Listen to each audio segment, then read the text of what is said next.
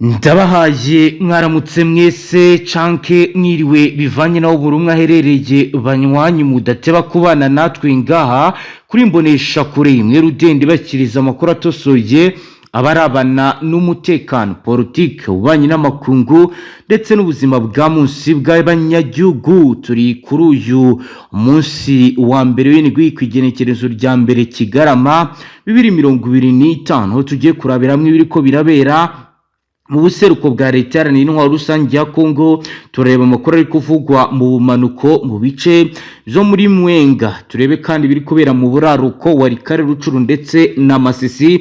Turazero kureba uko ibintu bihagaze buryo butandukanye. Turebe ibijyanye na drone za Sukhoi 25 zongeye kugaragara mu kirere cyo mu buseruko bwa leta yaranira intwaro rusange ya Kongo zikora operasiyo ikomeye mu bice bya Mwenga, Shabundo ndetse na Nzibira. Muri iki gitondo tekano zindutse uhungabana bidasanzwe. Turazero kureba ibiri kugenda biba, turebe uburyo air strike ihagaze, turebe aero bombardment uko imeze, turebe kandi Bukomba aircraft, turebe kandi Sukhoi 25 ground attack aircraft uburyo izi ndege zigaba ibitero, turebe kandi unnamed aerial vehicle ndetse turebe na reconnaissance drone zindutse zigaragara mu kirere cya Uvira, Kabare ndetse na Kavumu aho bivugwa ko ubutasi bwageze ku rundi rwego. Turaza kandi kubabwira ibijyanye na air support and cross air support ubufasha bw'ikirere ndetse n'uburyo biri kugenda bikorwa. Turaza kandi kubabwira ibijyanye na forward air controller ubugenzuzi bwamaze kubakwa mu gisagara cya Uvira. Turajya kandi rero kuri front line turebe biri kugenda biba, tubabwira ari kuvugwa ajyanye na forward operating positions, ground offensive ndetse na tactical advance. Turebe kandi na puncher movement, gufunga umwanzi biri kugenda bigaragara. Turabwira kandi avugwa kuri unity za infantry, turebe kandi militia information uburyo iri gufasha Fardc urugamba. Turareba kandi bijyanye na retreat cyase withdraw ndetse na stronghold mu bice bitandukanye, turebe uko bihagaze. Nitugera rero mu makuru akomeye ajyanye na command and coordination intelligence, turabwira ibijyanye na command and control center C2 ikigo cy'ubugenzuzi cyubatswe muri Uvira. Turebe kandi ibijyanye na forward command post, turebe kandi na military coordination iri kugaragara hagati y'abazarino na Fardc ndetse na Fdnb. Turabwira kandi biri kugenda biba bijyanye na regional military cooperation ubufatanye bwa gisirikare Fardc komeje kugenda igenerwa. Turaza kandi kurebera hamwe ibiri byanditse kuri intelligence report amakuru y'ubutasi, turebe kandi n'ibijyanye na regional intelligence and operational planning. Turebe rero uko ibi byose bihagaze nuko biri kugenda bikorwa. Turaza kandi kubabwira ibijyanye na propaganda message ubutumwa bwa propaganda bukomeje kugenda bukwirakwizwa yabo uvugwa na AFC ndetse no kurande rwa leta ya Kinshasa. Turebe rero strategic communication fair, turebe rero combat fatigue and low morale, turebe uko ibi bihagaze. Turaza rero banywanyi kurebera hamwe ibijyanye na wazarendo buryo ikomeje kugenda ikora akazi ndetse turebe na integrated unity amatsinda y'ingabo avanze mu cyo bise joint integration.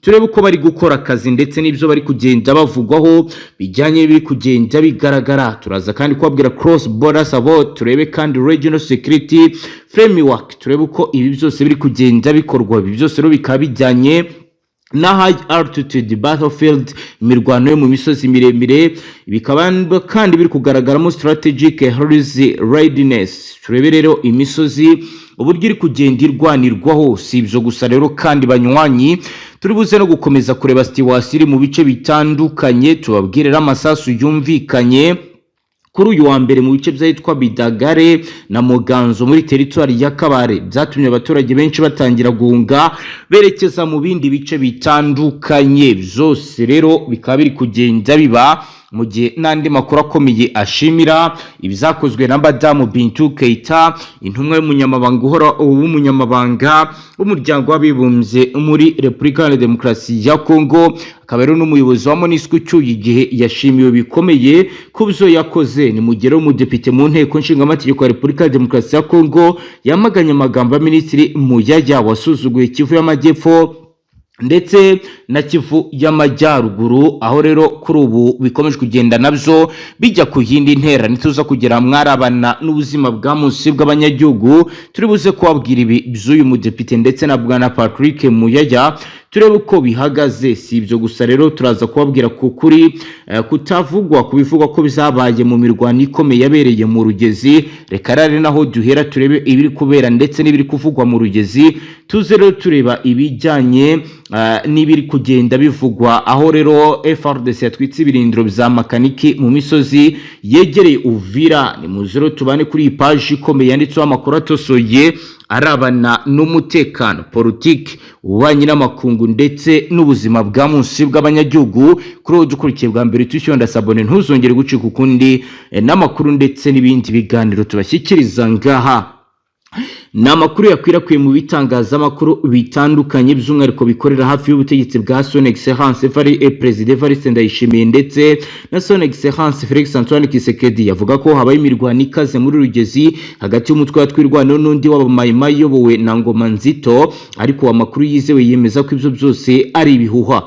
Ni mu gihe rero dushingiye ku buhamya bw'abaturage ndetse n'inzego zizewe z'umutekano, yatangaje ko ku cyumweru abarwanyi batwirwaneho bari mu bikorwa bya patrouille mu gace ka Rugezi mu ntara Kivu y'Amajyepfo, ubwo baraswaga na mayimayi. Nta mirwano yabayeho kuko twirwaneho itigeze basubiza. Umwe mu baturage waruraho bizabereye waduhaye amakuru yagize ati, twirwaneho yagiye muri patrouille aduyi ibabonye irabarasa, ariko nta ntambara yabaye, umwanzi yakomeje kurasa ubusa. Biro bikaba bihabanye n'ibyatangajwe n'ibinyamakuru byose bizagiye bivuga amakuru byavuze ko hari imirwano yabereye ahitwa Twimbyangoma, ahitwa Rudabadaba. Nyamara amakuru yatugezeho muri iki gitondo biravuga ko nta mirwano yabaye, kuko uruhande rwa leta rwarashe abo mu ruhande rwa twirwanaho ntibigera babasubiza. Biro bikaba bibaye mu bihe imirwano n'ubundi maze iminsi igaragara muri ibi bice. Ubu umutwe wa twirwanaho ukomeje kugenzura uduce twa Rugezi, Minembwe, Mikenke, aho wafashe kuva mu ntangiriro z'uyu mwaka. Ibyo bikaba bikurikiye ibikorwa bya gisirikare birimo kwirukana ingabo za Fardc n'iz'Uburundi ndetse n'abazalendo muri bice. Iyi nkuru ikaba ishimangira ikibazo gikomeye cy'amakuru atari yakwirakwizwa mu rwego rwo kuyuza abaturage no kubangamira ituze rimaze iminsi rigaragara muri bice bya Kivu y'Amajyepfo, kuko nababwira ko mu Rugezi kuri ubu M23 ndetse na twirwaneho ntabwo barogera kurasa muri ibi bice. Bikaba rero bigaragaza ituze, bikaba rero bigaragaza ibikomeje kugenda bigaragara ndetse n'ibihuha bikwirakwira ku mbuga nkoranyambaga. Mwiri mutegereza amakuru meza hano tujye tubabwira ibyanyabyo byabaye. Ingabo za Repubulika Iharanira Demokarasi ya Kongo zatwitse ibirindiro bya John Kisimbira uzwi nka Kanaki, umwe mu bayobozi b'umutwe wa wazalendo mu gikorwa cyabaye kuwa gatandatu itariki ya 29 kwezi kwa 11, nkuko byemezwa n'abaturage batuye mu misozi ihanamye iri hejuru y'umujyi wa Uvira. Iyi rero ni inkambi yari iherereye hejuru y'uyu musozi. Amakuru dukesha abaturage bo muri aka gace aravuga ko mbere y'uko iyi nkambi itwikwa habanje kumvikana urusaku rw'amasasu, nyuma hakurikiraho inkongi y'umuriro yakongoye ibyo birindiro, bituma abarwanyi ba Kanaki bahungira mu bindi bice byo muri iyi misozi. Bivugwa ko iki gitero cyayobowe na komanda Fardc ushinzwe igisagara cya Uvira, nubwo rero impamvu y'iki gikorwa itaratangazwa ku mugaragaro. Gusa hari amakuru twabonye avuga ko umubano mubi umaze iminsi hagati ya Fardc na Kanaki nyuma y'imirwano yahuje impande zombi mu minsi ishize, nubwo rero basanzwe bahura mu rugamba rwo kurwanya M23. Kuri ubu bivugwa kandi bigaragara ko batabanye neza, ariyo ntandaro y'iyi mirwano. Kanaki John Kisimbiri wiyita generali amaze igihe ashinjwa guteza umutekano muke mu misozi ya Uvira na Mwenga, aho akekwaho kwica abaturage no gusahura abagenzi ku mihanda inyura muri izi teritwari. Kuba Fardc igabye iki gitero kuri iyi nkambi y'uyu mutwe wa wazalendo bishobora gusiga icyo mu mikorere hagati y'inzego zombi n'imitwe yitwaje intwaro imaze igihe kinini ifatanya mu ntambaro yo kurwanya M23.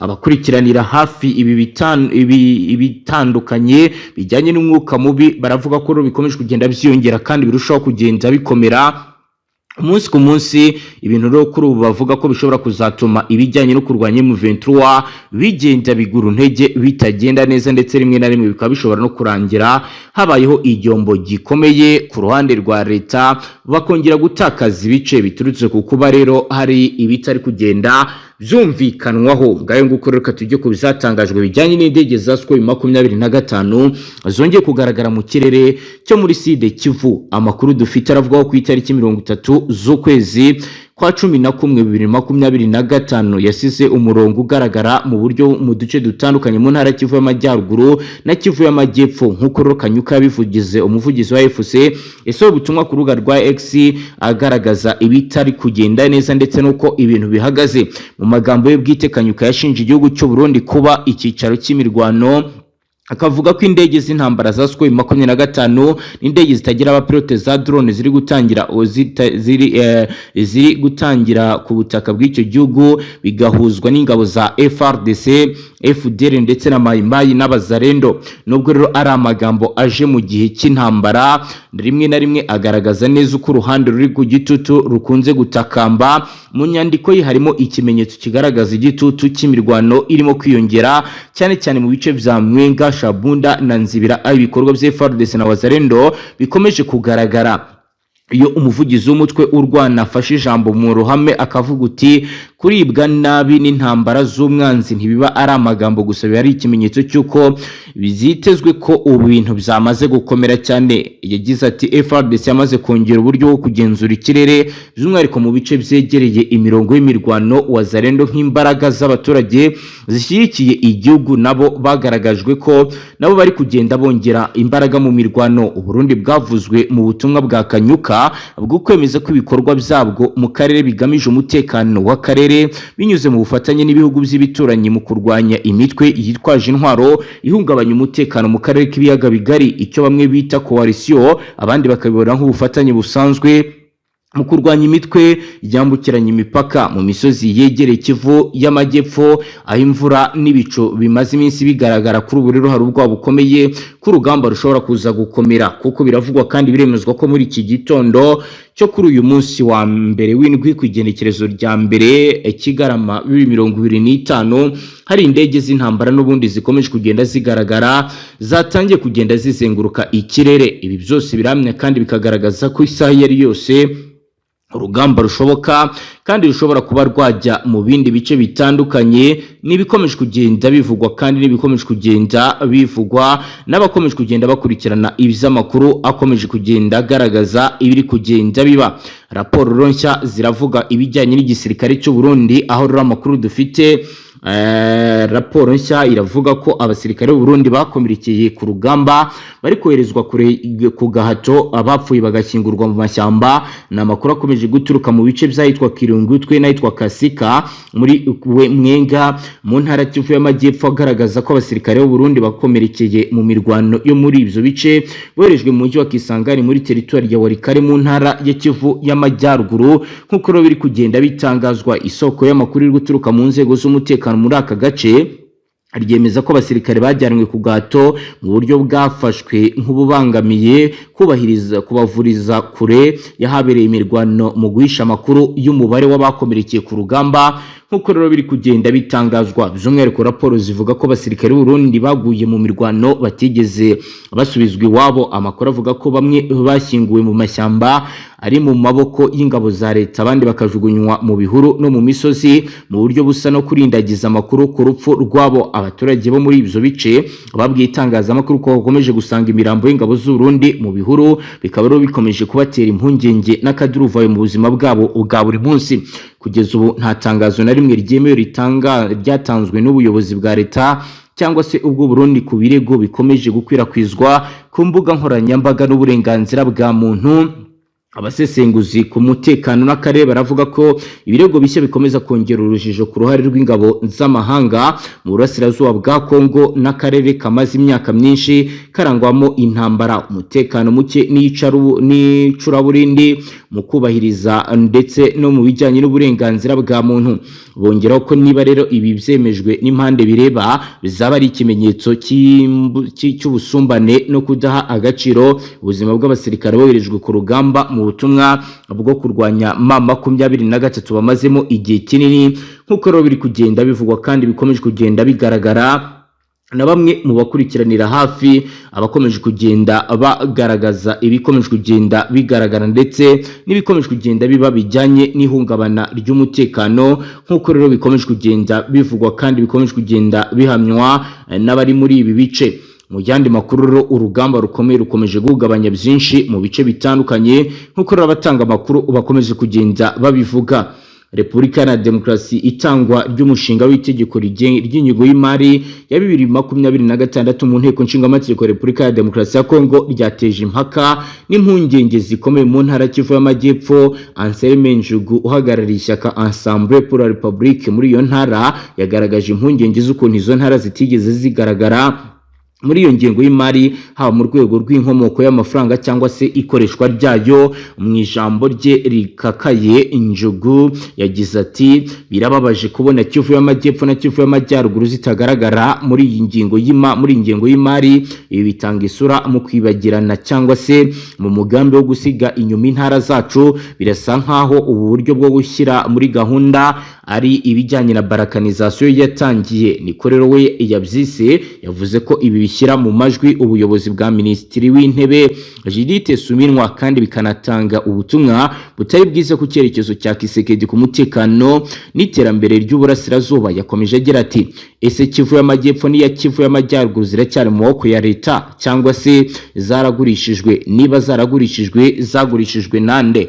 Nibyo rero uyu yibaza agaragaza uko ibintu bihagaze, agaragaza ibigomba kuba ndetse n'ibigomba kuba byashyirwa mu bikorwa. Hagati aho rero rwambikanye umudepite mu nteko nshingamategeko yamaganya amagambo ya Minisitiri Muyaya wasuzuguye Kivu y'Amajyepfo na Kivu y'Amajyaruguru ubwo uwo mudepite yarari mu ihuriro rya Union Sacrée de la Nation yikomye bikomeye Minisitiri w'itangazamakuru n'itumanaho wa Repubulika ya Demokarasi ya Kongo, amushinja kudakoresha amagambo y'umugabo w'umuyobozi kandi ushinzwe kunga igihugu. Ibiro byatewe n'amagambo Minisitiri aherutse kuvuga aho yavuze ko intara Kivu y'Amajyepfo n'iy'Amajyaruguru ntacyo zisobanuye ugereranyije n'igice cyose cy'igihugu cya Kongo. Aya ni amagambo yakiranwe umwuka mubi n'abaturage n'abayobozi b'izo ntara bayafata nkayuzuyemo agasuzuguro, ivangura n'ubuswa bw'imiyoborere. Umudepite wavuze ko kuri iki kibazo yasabye Minisitiri ko yakurikiranwa ndetse anasaba ko yegura cyangwa se akeguzwa